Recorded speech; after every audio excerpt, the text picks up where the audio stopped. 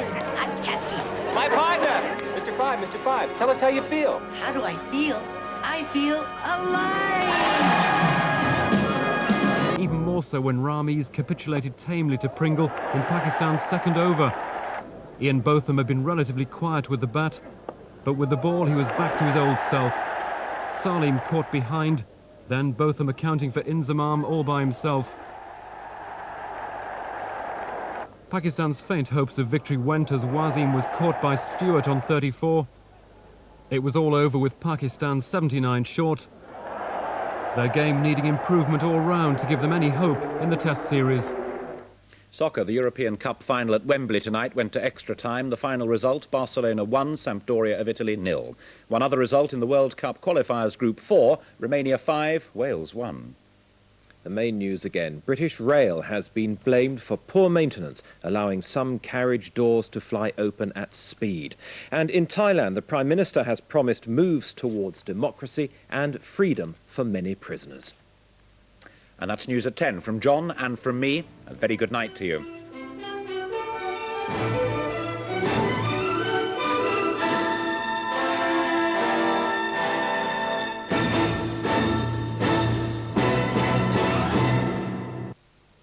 Safety watchdogs order BR to act on killer doors as this week exposes the cover-up. Jamming locks were known about for years and may have killed hundreds. While widows buried their dead, BR buried the evidence. We've been told that we shouldn't comment to the press or to the media because it could have disastrous effects. People might not want to travel on a train again. If you're a BR passenger, you'd better watch Blood on the Tracks this week, 8:30 tomorrow on ITV. In a moment, the national weather and Thames News, followed by Welcome Back St. Petersburg, a royal gala at 10:40. Question. Running a small business can be full of surprises. How do I know my bank isn't going to add to them? Midland's Business Banking Charter sets out fairly and squarely what we will expect of your business and you can expect of ours. If you'd like a copy, meet the Midland, the listening bank. Before brushing my teeth this morning, I used this new ActiBrush stuff from Colgate. It starts fighting plaques straight away. And thanks to its active agent, the effects are still working against plaque 12 hours later. Talking of which, it's time I used it again. Colgate ActiBrush, a longer-lasting way to attack plaque. Keeps going for 12 hours. A mate of mine's had to take a little break, so he left me in control. Oops, have a look, he's even hidden the boiler. Blimey. Well, he did say there'd be a drink in it for me. Very tasteful. Even had a new power shower put in. Runs off gas central heating, so it's very economical. Now there's a surprise. Massage. Typical.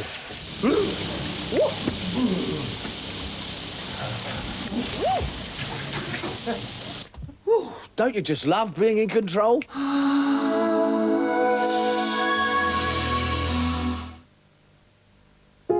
Du pain. Du vin. Du boursin. Do you like olives?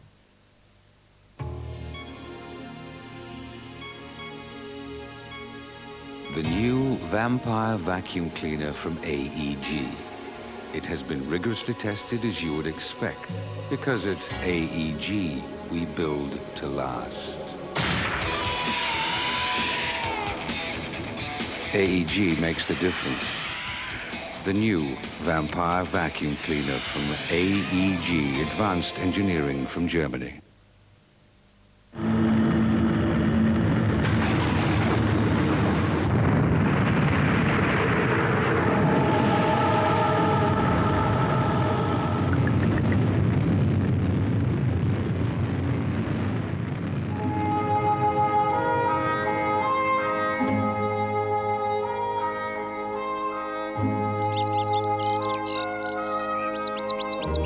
Acilone, your solution to indigestion. To get my hair looking great and without dandruff, I don't need 2 bottles, I need 1 bottle. Dandruff Control Vidal Sassoon Wash and Go. Don't drive round in circles and lose your head. Start collecting free AA road maps of Britain, only in Auto Express magazine. We give you a lift every week. Unless you know how to use business technology properly, it will always remain just a piece of technology, and you'll never fulfill your true potential. But with a little help from Anderson Consulting, your situation can be completely transformed. Then, who knows what new horizons will open to you?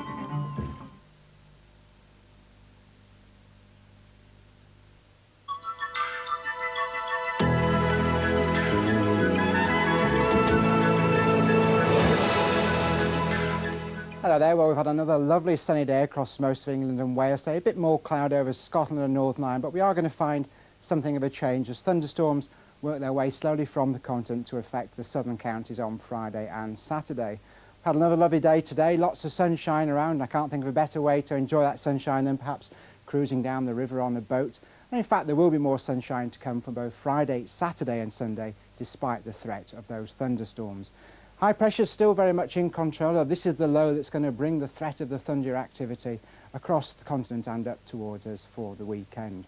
Back to tonight, where it's clear skies across most of the country, dry everywhere, some mist patches forming, some fog pushing into those eastern coasts of Scotland and northern England, but temperatures really not falling very far. And then tomorrow, well, a bright start today, a bit more cloud around in some areas, particularly over Scotland and Northern Ireland. I think as we go into the afternoon, those areas tending to brighten up quite a bit, but down in the south we may well find more cloud, bringing the threat of that thunder activity across from the continent.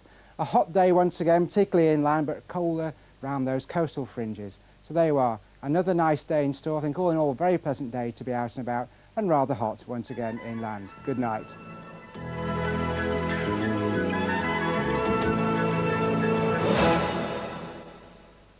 Drama on Thames in LA Law. Hi, I'm Arnold Becker. I'm Mr. Stolwitz's attorney. Good. Maybe he'll let you in. But what's the problem? The problem is he's got a 12-year-old child in there and he won't release him. Arnie, you gotta help us. Don't let him take him away, please. You argued that this man couldn't protect his own best interests. Yes, yes, but I was and now you want to vest in him the interests of a 12-year-old boy. Sure, these guys know what they're doing. I must ask that the court deny his petition for guardianship. A touching trial tomorrow at 9 in LA Law.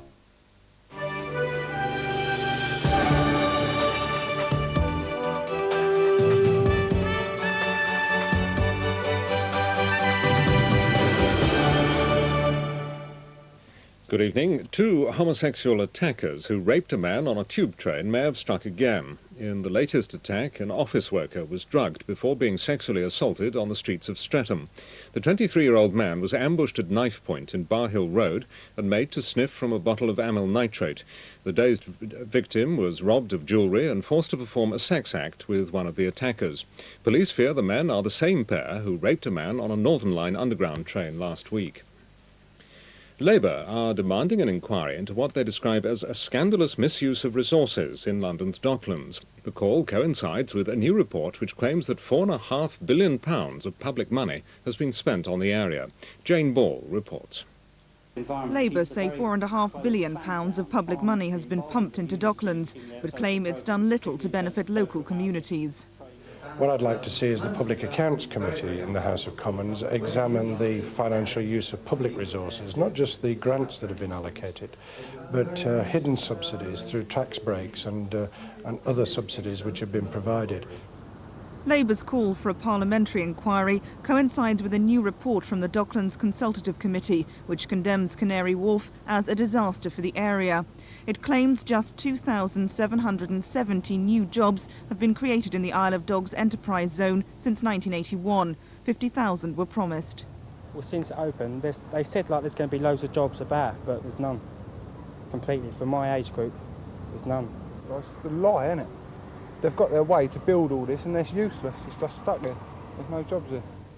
The London Docklands Development Corporation tonight defended the project. It said it had created 26,000 new jobs and doubled the number of businesses in the area. The leader of London's police union has revealed how he inadvertently breached security at the House of Commons by walking through a metal detector and X-ray machine carrying a lethal survival knife. Sergeant Mike Bennett, the chairman of the Metropolitan Police Federation, told the union's annual conference in Scarborough how he was taking the plastic survival knife to an MP last week as part of a campaign to ban the weapon. He demanded stronger powers for officers to stop and search suspects. Arsonists who set fire to a derelict building in North London may have been trying to kill vagrants who sleep there. The fire gutted the four-storey building in Pentonville Road this afternoon. The street was sealed off for 3 hours as 35 firefighters tackled the blaze. The building is a known haunt for down and outs, and the fire is being treated as suspicious. A teenager who partially blinded the son of actress and MP Glenda Jackson in a pub attack in southeast London has been jailed for 5 years. The Old Bailey heard that 23-year-old Daniel Hodges lost an eye when he was hit in the face with a beer glass. Jason Norris, who's 18, admitted hitting Mr. Hodges, but denied wounding with intent. More than 1,000 car workers have been staging an official one-day strike at Ford's Research and Engineering Centre at Dunton in Essex. They're protesting at plans to switch more than 300 jobs to Germany. Union leaders are warning that today's action is unlikely to be the last. The Queen has opened a new life-saving cancer unit at St Bartholomew's Hospital in the City of London. The hospital's East Wing has been converted at a cost of £6 million. Githa Hutton reports. The Queen met patients in the new Bodley Scott unit, specially designed to treat patients with leukemia and other problems. The most modern and intensive methods are used, including radiotherapy, chemotherapy and bone marrow transplants. So what are the major differences that you've noticed? Well, if you think about a really old London hospital before, really old, one long ward, whereas this is so much more friendly. After the cancer unit, it was on to Strauss ward, the only unit at Barts for patients with psychiatric illnesses. Doctors here believe they've managed to turn this 18th century listed building into an up-to-the-minute hospital.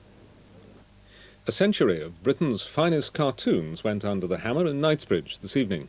The cartoons, sketches and comic memorabilia sold at Bonhams were all donated by celebrities or the artists themselves.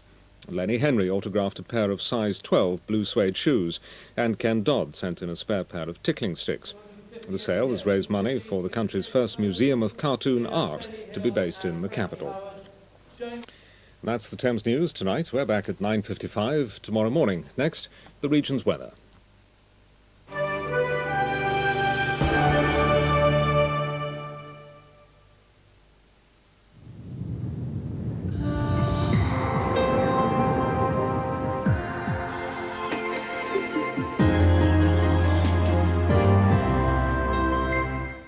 It'll be a dry and fine night, although there may be a few mist patches around dawn. The overnight low 10 Celsius, that's 50 degrees Fahrenheit. Tomorrow will be another dry, bright and very warm day. Any early morning mist will clear quite quickly, and there'll be plenty of sunshine with light southeasterly winds. Temperatures will reach 24 Celsius, but it'll be several degrees cooler in coastal areas.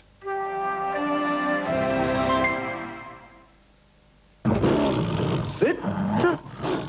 Bond is back in Octopussy. Bank Holiday Monday, 8:30 on Thames. From the Royal Opera House Covent Garden, welcome back St Petersburg, next on Thames.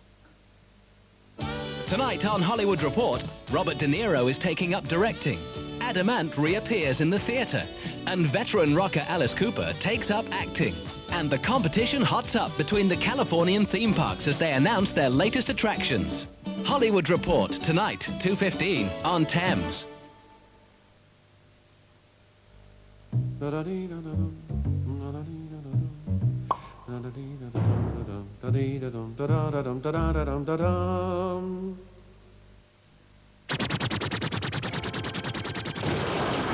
Now you can break through with Barrett. Buy now at today's low prices, and your kitchen appliances, carpets and curtains could be included at no extra cost. Act now and there's no stamp duty to pay. And best of all, you can sell your present house in 7 days when you part exchange to Barrett Luxury. For details, ring 0345 62 63 64. The lines are open now.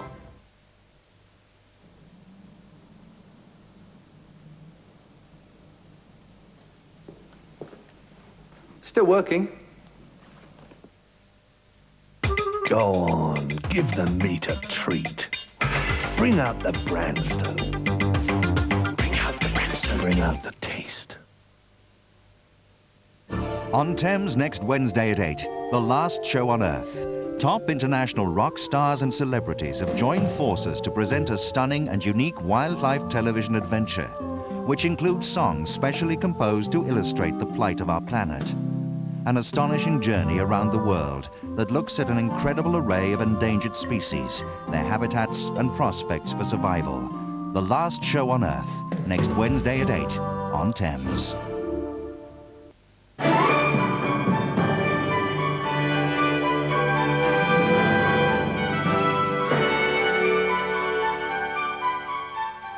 Now on Thames, a royal gala. Welcome back, St. Petersburg.